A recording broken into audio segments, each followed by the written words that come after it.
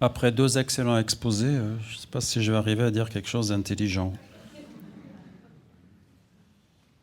Il y avait déjà bien des années que de Combray, tout ce qui n'était pas le théâtre et le drame de mon coucher n'existait plus pour moi, quand un jour d'hiver, comme je rentrais à la maison, ma mère, voyant que j'avais froid, me proposa de me faire prendre, contre mon habitude, un peu de thé. Je refusai d'abord, et je ne sais pourquoi, me ravisai. Elle envoya chercher un de ces gâteaux courts et dodus, appelé Petite Madeleine, qui semble avoir été moulé dans la valve rainurée d'une coquille de Saint-Jacques. Et bientôt, machinalement accablé par la morne journée et la perspective d'un triste lendemain, je portai à mes lèvres une cuillerée du thé où j'avais laissé s'amollir un morceau de madeleine. Mais, à l'instant même où la gorgée, mêlée de miettes de gâteau, toucha mon palais, je tressaillis, attentif à ce qui se passait d'extraordinaire en moi. Un plaisir délicieux m'avait envahi, isolé, sans la notion de sa cause. Il m'avait aussitôt rendu les vicissitudes de la vie indifférentes, ses désastres inoffensifs, sa brièveté illusoire, et de la même façon qu'opère l'amour en me remplissant d'une essence précieuse. Ou plutôt, cette essence n'était pas en moi, elle était moi. J'avais cessé de me sentir médiocre, contingent, mortel. D'où avait pu me venir cette puissante joie? Je sentais qu'elle était liée au goût du thé et du gâteau, mais qu'elle le dépassait infiniment, ne devait pas être de même nature. D'où venait-elle? Que signifiait-elle? Où l'appréhender? Je saute quelques lignes pour ne pas vous ennuyer. Mais quand d'un passé ancien, rien ne subsiste, après la mort des êtres, après la destruction des choses, seule, plus frêle, mais plus vivace, plus immatérielle, plus persistante, plus fidèle, l'odeur et la saveur restent encore longtemps comme des âmes à se rappeler, à attendre, à espérer sur la ruine de tout le reste, à porter sans fléchir sur leurs gouttelettes presque impalpables l'édifice immense du souvenir. Donc cet auteur que nous connaissons tous, un certain Marcel Proust, rejoint ce que tu as dit tout à l'heure. C'est ça que je vais explorer. C'est ça qui nous intéresse. Qu'est-ce qu'il y a dans le corps? Qu'est-ce que c'est que ce gouffre? Qu'est-ce que c'est que ce lieu secret? Qu'est-ce que c'est finalement que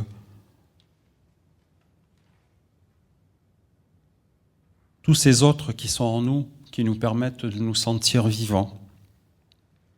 Alors, je voudrais juste vous indiquer peut-être 3 voies d'accès que je développe dans ce sentir vivant. 3 voies d'accès.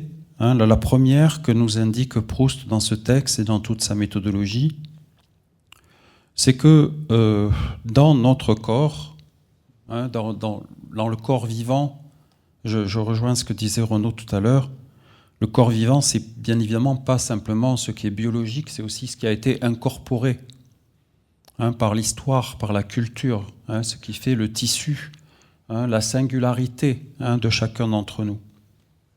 Et donc, une première méthode pour favoriser cette immersion, cette émergence, finalement, de ce qui est en nous, c'est par cette sollicitation de la mémoire involontaire, s'intéresser finalement au lapsus, au bruit des cailloux, au goût de la madeleine, à toutes ces petites expériences quotidiennes qui nous paraissent finalement avoir peu de sens et qui pourtant sont chargées en nous de possibilités de retrouver du plaisir.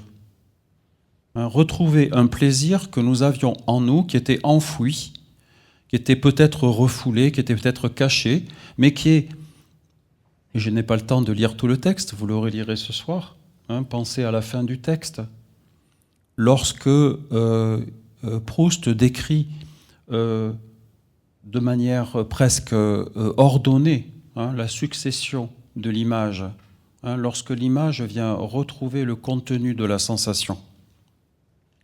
Donc cette sensation, ces sensations internes que nous avons, les goûts que nous avons, les saveurs, les odeurs, nous les avons en nous.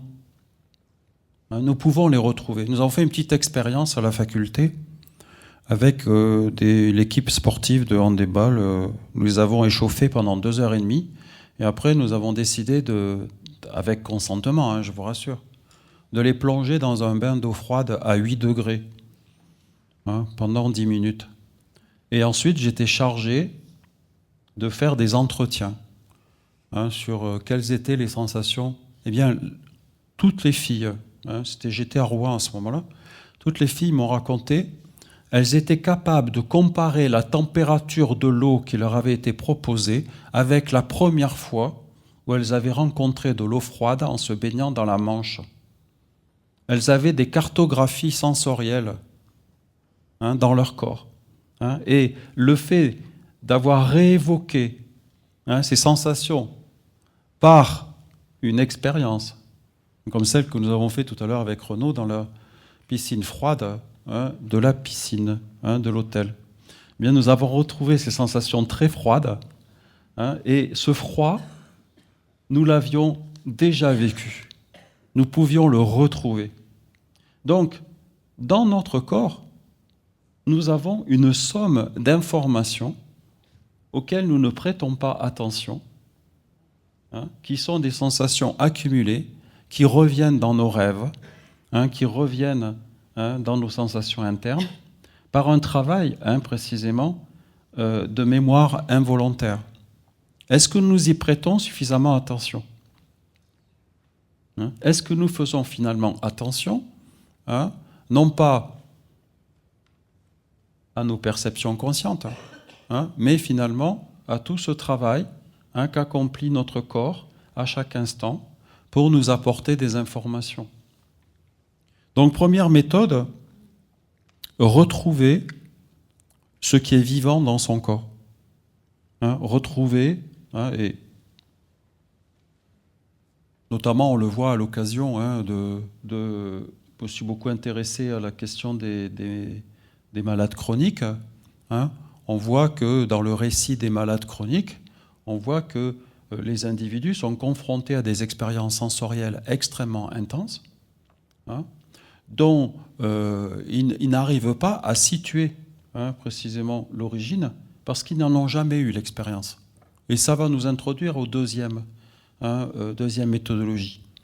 C'est que notre corps vivant ne nous donne pas simplement des informations que nous aurions déjà connues. Il nous donne aussi des informations que nous n'avons jamais rencontrées. C'est-à-dire que nous allons vivre des expériences de douleur, des expériences de plaisir, des expériences de joie, des expériences d'immersion. Et là, nous allons activer, deuxième méthode, nous allons activer de ce que nous appelons aujourd'hui l'activation. C'est-à-dire, il y a la remémoration volontaire, deuxièmement l'activation. Donc nous allons activer dans notre corps des sensations, parce que notre corps est plongé dans des expériences avec les autres, avec le monde, avec des aliments, avec des drogues, avec des hallucinations, avec des extases. Nous allons perdre le contact finalement avec notre corps, mais nous le recherchons. Nous recherchons cette perte de contrôle. Pourquoi nous la recherchons? Parce que précisément, c'est ce qui va produire un décalage entre la conscience du corps vécu et l'expérience que fait notre corps vivant. Il va y avoir une discontinuité. C'est pour ça que nous nous précipitons dans l'alcool, la drogue, l'addiction, toutes ces expériences-là. Pourquoi? Parce que, en retour, Georges Semprún, au moment de sa mort, écrivait un livre fabuleux que vous avez tous lu sur l'expérience de la torture, quand il a été torturé pour la première fois par les Allemands. Et il a un passage de ce livre extraordinaire où il dit « La première fois que j'ai été torturé par les Allemands, j'ai découvert mon corps. Je n'avais jamais pensé que mon corps pouvait produire de telles informations. » Eh bien, c'est pour ça qu'il faut s'intéresser à toutes ces expériences de sortie de soi, de sortie du corps. Il faut s'intéresser à toutes ces personnes qui, justement, se précipitent dans l'immersion corporelle ou qui subissent la violence. Parce que, précisément, ils témoignent de quoi? Ils témoignent du fait que le corps va être activé de manière volontaire ou involontaire et qui va nous apporter des informations qui vont nous dépasser, qui vont modifier fondamentalement la représentation que nous allons avoir de nous-mêmes, qui vont laisser des traces, qui vont nous obliger à nous recalibrer, à nous représenter de manière différente. Et ça, c'est une voie extrêmement contemporaine aussi, d'exploration de soi. Beaucoup de gens vont rechercher des sensations physiques, extrêmes, psychiques, des sensations qui justement vont nous permettre de renouveler, de nous approfondir. Vous comprenez? De nous approfondir, c'est-à-dire d'aller rechercher, c'est ce que j'appelle le corps capacitaire, d'aller rechercher des potentiels, des ressources, qui jusque-là avaient été totalement inédites, que nous n'avions pas explorées. Parce que pourquoi, en moyenne, pourquoi les gens s'ennuient? Pourquoi les gens divorcent en moyenne au bout de 4 ans? Parce qu'ils n'ont aucun souci d'approfondissement. Ils ne recherchent pas précisément à permettre cet approfondissement. Ils sont dans la répétition. Or, précisément, le petit détail, la petite différence, ce qui fait que précisément je vais changer le contexte, je vais être différent, va permettre à l'autre aussi de s'activer différemment, de se découvrir différemment. Donc ça, c'est ça va, il me reste 5 minutes, parce que je n'ai pas déclenché mon chronomètre. Deuxième expérience, l'activation. Deuxième expérience, l'activation. Troisième expérience, on parlait justement de ce livre qui va sortir, qui s'appelle, il y a 3 parties, rester beau, devenir beau ou se trouver beau. Donc c'est un peu les 3 options contemporaines. Il y a des gens qui ne veulent pas rester beaux.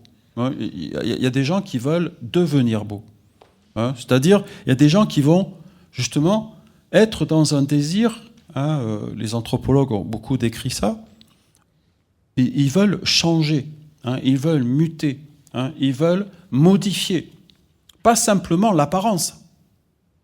Ils veulent aussi modifier les sensations internes, l'estime de soi, le schéma corporel. le poids du corps, le régime. Ils veulent avoir un volume de poitrine plus important. Ils veulent avoir un ventre plat. Ne croyons pas simplement que la question, c'est l'apparence. La question, c'est aussi comment, de l'intérieur, je me ressens. C'est-à-dire que la dimension physique est aussi liée à la dimension psychique. C'est-à-dire que on ne peut pas simplement dire d'un côté, il y a l'image du corps qui serait l'apparence, et de l'autre côté. Alors ça, c'est un troisième sens de l'immersion. C'est un sens où, justement, il ne s'agit pas simplement de retrouver un plaisir qu'on aurait en nous, il ne s'agit pas simplement d'activer un plaisir, il s'agit de changer les coordonnées de son propre plaisir. C'est-à-dire qu'aujourd'hui, nous sommes dans un dispositif technologique où les individus s'emparent de toutes ces techniques pour se proposer de nouvelles coordonnées sensorielles, esthésiologiques, intimes, pour avoir de nouvelles sensations. Et se construire un nouveau corps, une nouvelle forme. Et donc, ici, bien évidemment, on est confronté, et ça sera la deuxième partie de mon exposé, à la question que tu évoquais très bien au départ, qui est la question du trouble, qui est la question de l'émoi, qui est la question précisément de comment je peux arriver à garder finalement le contrôle, à rester entièrement conscient à partir du moment où je me mets dans ces trois expériences. C'est-à-dire que ce qui caractérise le point commun entre ces trois expériences, c'est que j'ai le désir de sentir mon corps vivant. Or, précisément, le corps vivant, c'est ce qui échappe, ce qui ne cesse d'échapper à la conscience. C'est-à-dire, nous sommes là, c'est ce que j'explique ça comme une sorte de problème ontologique. C'est-à-dire que d'un côté, nous pensons avoir une bonne perception de notre corps vécu, nous pensons maîtriser la totalité de notre existence, de nos gestes. Or, précisément, nous n'arrêtons pas de faire des lapsus, nous produisons des symptômes, nous cassons des verres, nous sommes troublés, nous avons des passions, nous avons des pulsions, nous avons des désirs. C'est-à-dire nous sommes confrontés précisément à une exaltation, à une transe, à des désirs, à des pulsions, dont tu parlais très bien il y a quelques instants. Donc, la thèse que j'essaie de défendre, c'est qu'il faut vivre avec cette discontinuité, avec cet écart entre le corps vécu et le corps vivant. Et que c'est ça, précisément, l'érotisme. C'est précisément parce qu'il y a cet écart que je vais essayer non pas de le réduire, mais au contraire, de travailler sur cet écart. Alors bien sûr, certains vont l'augmenter jusqu'à l'extrême.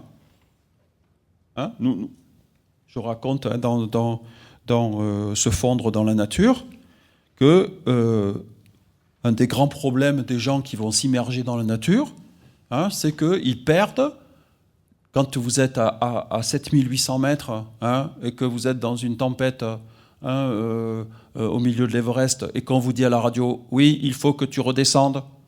Il faut que tu redescendes parce que la météo est très mauvaise. » Et que le gars te dit « Non, non, je me sens très bien, c'est super, je vais y arriver. » Et que le gars, il meurt 3 heures après. C'est la modification de la conscience. La modification de l'état de conscience. C'est que ces expériences dont nous avons parlé, elles modifient profondément l'état de conscience. Et que donc on ne peut pas mettre son corps vivant dans des situations où on va en attendre une information sans que ça ait quelques conséquences sur la perception de soi, sur la perception qu'on a des autres, sur les relations qu'on a avec les autres, etc. C'est-à-dire que là, nous sommes confrontés à des problèmes de modification de cet état de conscience. Donc, on peut petite solution qui semble se développer. Il y a deux solutions contemporaines développées par la philosophie contemporaine. Vous avez la solution développée par, on va dire, Nathalie Deprat, les grands philosophes qui travaillent sur la pleine conscience, sur la méditation, c'est-à-dire, finalement, on va descendre, méthode top-down, on va descendre par la conscience, d'accord, jusqu'à essayer de saisir finalement ce qui arrive du corps vivant, de nos affects, de notre inconscient, pour essayer précisément de faire communiquer non plus une conscience intentionnelle, non plus une conscience représentationnelle, mais une conscience accueillante, ouverte, capable de récupérer le data, le donné du corps vivant. Moi, je ne sais pas ce que c'est la pleine conscience. J'ai fait un article dans l'évolution psychiatrique qui m'a pris facilement 9 mois. Je me suis déjà aperçu qu'il y avait 4 ou 5 écoles différentes de la pleine conscience. Et qu'est-ce que ça serait une pleine conscience ? C'est-à-dire une conscience qui réduirait l'écart, précisément, dont je parlais tout à l'heure. Bien, moi, je n'y crois pas. Je crois au contraire qu'il y aura toujours quelque chose qui manquera à la conscience. Alors bien sûr, je peux avoir une conscience du présent. Je peux exalter le moment présent, la présence. Je peux vider la conscience de toutes les représentations qui viendraient faire un obstacle, etc. Ça, je suis capable de le faire. Pas un problème.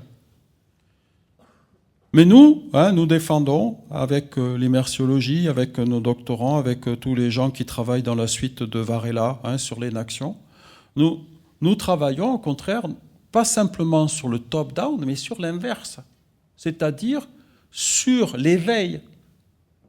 C'est-à-dire, tu l'as très bien dit tout à l'heure, bien évidemment, ce qui va compter, c'est l'expérience que je vais faire avec mon corps vivant qui va éveiller des informations qui vont remonter, si je prends le modèle archéologique, qui vont remonter jusqu'à la conscience, et là je pourrais m'en saisir.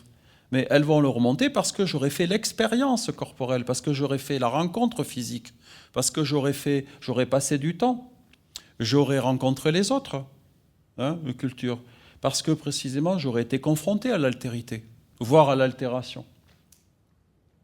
Donc, bien évidemment, vous avez là deux solutions qui sont radicalement différentes. Une solution qui continue à maintenir l'idée que la conscience pourrait maîtriser, pourrait contenir, pourrait permettre d'accéder entièrement à ce qui se passe à l'intérieur de notre corps.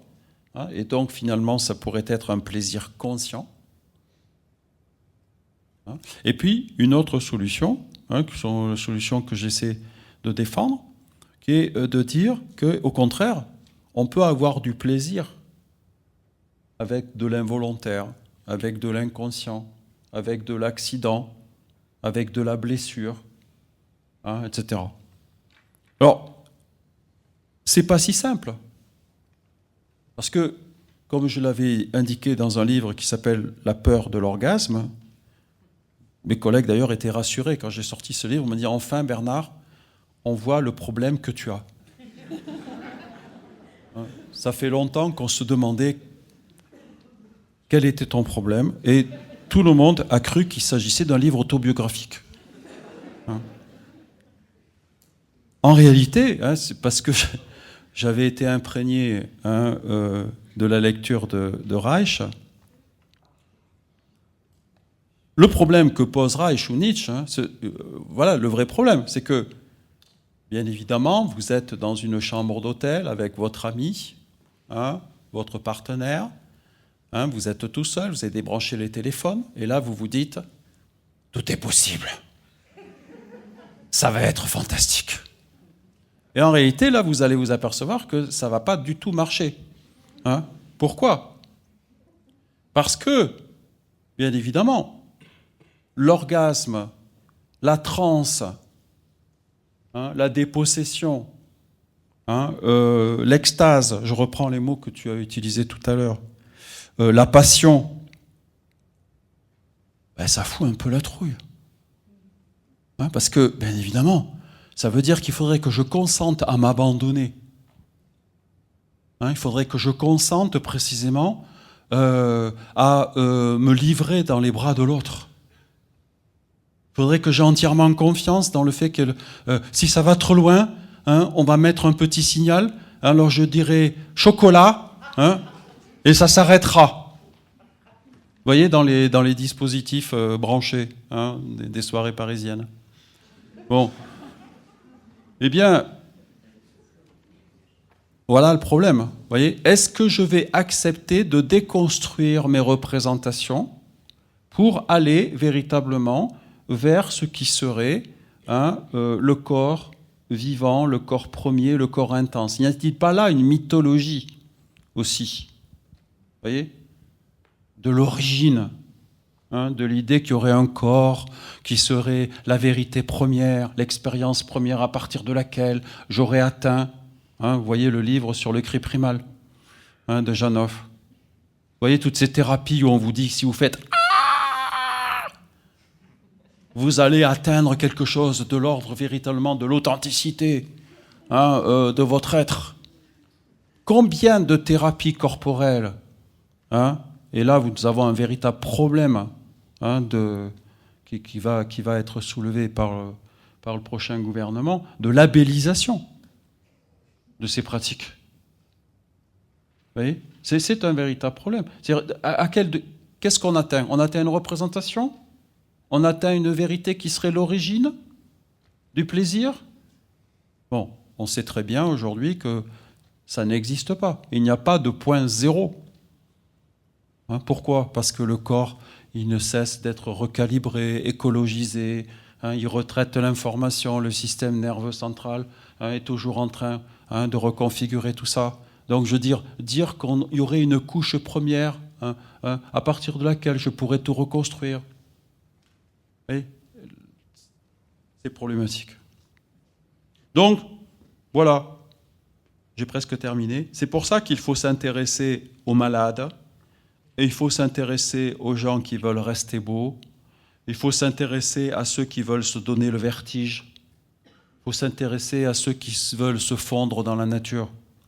Parce que tous ces gens-là nous disent quelque chose. Par exemple, si vous lisez, moi je lis beaucoup les récits d'exploration, les récits de voyage, les récits des malades chroniques, les récits des femmes violées, les récits des hommes torturés.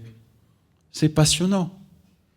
Hein, c'est eux qui nous disent quelque chose de la limite hein, à laquelle ils ont été confrontés dans leur expérience et de la difficulté à se reconstruire. Hein, et c'est ça qui fait que, précisément, nous pouvons aller explorer toutes ces voies. Je vous remercie.